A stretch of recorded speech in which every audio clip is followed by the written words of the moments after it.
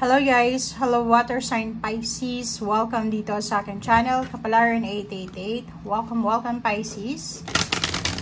Alamin natin kung anong messages, vibration, gabay energy para sa inyong lahat. Ito ay 15 days reading from October 16 hanggang 31. So second half na tayo ng October 2024. So ano ba ang messages? Ano ba yung vibration? Ano ba yung energy na posibleng naghihintay sa'yo sa 2 linggong ito? Okay, so yung unang barahan mo dito is heredity. Okay, so yung parang inheritance siya.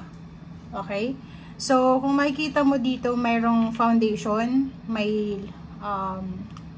kahoy, and then may box of money, lump sum of money, and then mayroon dyang papel.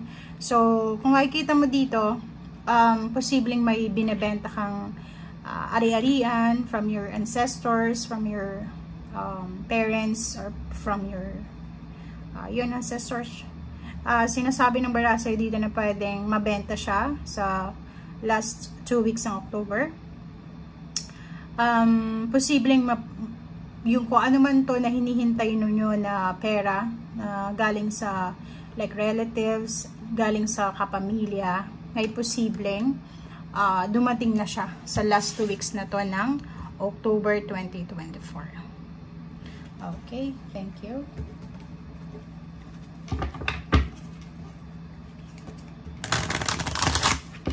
Okay, ano pa ba Pisces? Tingnan natin Pisces kung ano yung message pa na gustong ibigay sa iyo ng ating universe.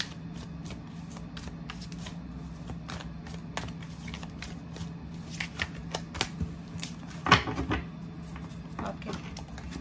2 cards. Oh, 3, 4. Okay, so meron ka ditong reverse na isa. Dalawa pala. Merong 2 upright, 2 reverse. Unahin natin yung reverse mo.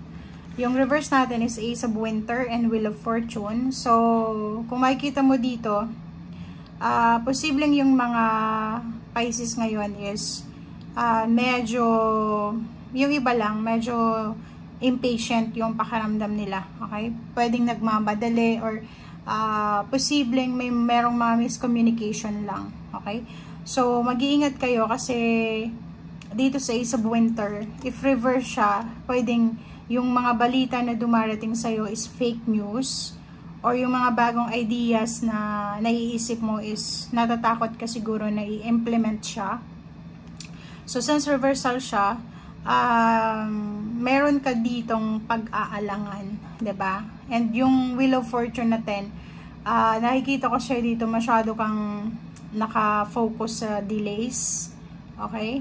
Masyado kang nagmamadali siguro, or may minamadali ka sa 2 weeks na to. So mag-iingat ka kasi pwedeng eto yung energy na sinasabi sa'yo ng barahan na ingatan mo sa 2 weeks na to.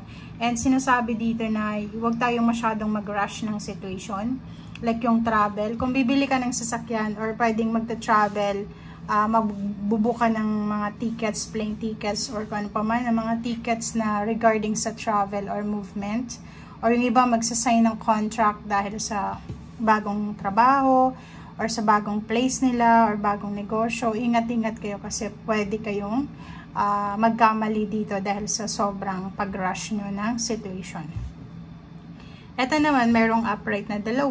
Yung 2 cards dito is parang sinasabi sa'yo, Pisces, na yun, kung ano man to na hinihintay mo siya ngayon, if hindi pa siya dumating, or posibleng medyo ma-delays lang siya. Okay, medyo ma-delay lang ng konti. Like for example, mga hinihintay nyong paperworks or documents, confirmation, pwedeng delay siya. Huwag kang magpanic, okay? Sinasabi ng baraha sa'yo dito na mag-research, hanapin natin yung tamang information kasi pwedeng puro lang fake news yung masagap mo na balita sa last 2 weeks ng October. And sinasabi ng baraha dito na yung iba sa inyo posibleng magsi-seminar, busy sa pag-aaral, or pwedeng yung iba magbabalak na bumalik sa kanilang eskwela. simula ngayong November, or yung iba mag-training, yung iba may interview, or yung iba ay may mga long-term projects na parang nire-research or gustong gawin. Okay? So, sinasabi ng Baraha sa'yo dito na gawin mo kung ano yung gusto mong gawin sa ngayon, but make sure na wag mong madaliin yung proseso. Okay? Dito din sa number 60, number 7, yun na nga. So, lahat ng energy dito, ito yung final na sinasabi na i-let go mo lahat ng mga bagay-bagay na hindi mo kontrolado. Okay? Ang importante sa ngayon is kung saan ka humuhugot ng lakas. Or kung ano yung sa ngayon is nagbibigay sa'yo ng interest. Doon ka mag-focus lalo na sa last 2 weeks ng October. Okay? And isipin mo na minsan yung mga delays na yan is part of the journey. Mayroong mga delays na talagang nakatadhana na ma-delay siya kasi para ihanda ka ng universe sa kung ano man tong new beginnings na delay. Okay?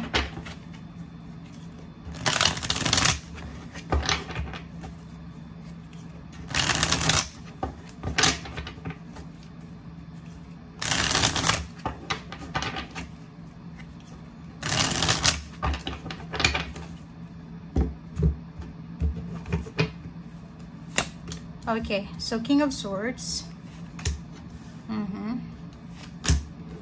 Oh, diba? So, kung makikita mo dito, nandito yung Knight of Swords. Tapos, lahat sila swords yung 3. Puro ano to information, like, yung hinihintay nyo. So, ang good thing dito is, dalawa yung major arcana na lumabas na nagsasabi na positive news ito. Okay? So, siguro ang nakikita natin dito, meron kang hinihintay talaga. Yung focus mo is nandoon. Ang nakikita ko dito yung focus nyo. Pera. Parang ganun. And yung iba, posibleng matanggap nyo na. But may iba sa nyo dito na parang gusto nyo nang i-give up kung ano man ito. Okay? And nakikita ko sir dito, iwasan mo yung pagiging aggressive talaga. Kasi pwede kang makagawa ng decision making na pagsisisihan mo. Like, yung iba sa inyo masyadong nagmamadali na hindi kayo sumusunod sa flow ng energy, kaya nagkakasira-sira yung mga discarding nyo. Okay? The Magician and then the Sun, ito yung pinakamaganda kasi end of the month of October, so pwedeng ito yung last maybe 1 week or pwedeng last how many days ba to? Yun, 1 week. Dito sa pwedeng last week ng October, isang magical milagro na parating sa'yo na pwedeng magdala sa'yo ng sobrang positivity, sobrang pag-asa, sobrang katigayahan, kasayahan, or kano pa man. So, siguro etong mga reverse card na to, etong Wheel of Fortune tsaka Ace of Winter na reverse, posibleng mangyari siya habang ngayon, papunta ka pa lang sa second half ng October habang nanonood ka. Siguro ito yung pakiramdam mo. Like, naghihintay ka ng mga follow-ups, mga ano pa ba, hinihintay mo. Ikaw na lang yung nakakalam kung anong mga hinihintay nyo dyan, na medyo na delays. And dito sinasabi na parating siya. Darating siya by the end of the month. And wag kang masyadong rush, okay? Kailangan mong maghintay. And ito yung Justice. Is major arcana din siya. Justice. So, sinasabi sa'yo, huwag kang mag-alala. Documents, papers, contract signing, stability, balance, security, justice, or kung ano man na judgment yan, ay mapapabor sa'yo. And then, dito yung mga emotional burdens mo, may mga may mga tao na siguro nasaktan ka for the past few months or years, sinasabi sa'yo dito na posibleng, may mga bad karma na bumalik sa kanila, or kung makikita mo dito, ito ay 10 of Swords. Yung mga taong nang backstab sa'yo, yung mga taong nanira sa'yo, sinira ka, nilakawan ka, in-scam ka, dinouble time ka, parang ganun, yung mga binackstab or yung mga trinidor na Pisces dyan, posibleng makuha nyo yung justice by the end of October. Pwedeng yung mga taong gumagawa sa'yo ng mga masasamang plano ay ibalik sa kanila ng universe kung ano yung nararapat na hustisya para sa kanila. And last card mo dito is yung Queen of Pentacles, na yun na nga dito, kung ano man tong hinihintay mo, pera siya na mahawakan. Pwedeng naghihintay ka ng pera. Like, hinihintay mo kung kailan mo na mahahawakan yung perang ito. And luckily, sinasabi ng baraha na makukuha mo to. It's either first week ng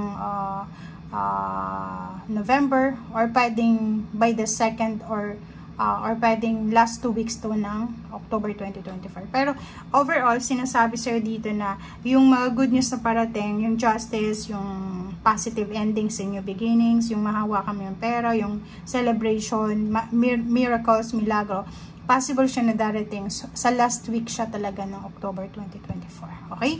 Thank you guys and see you again. Bye!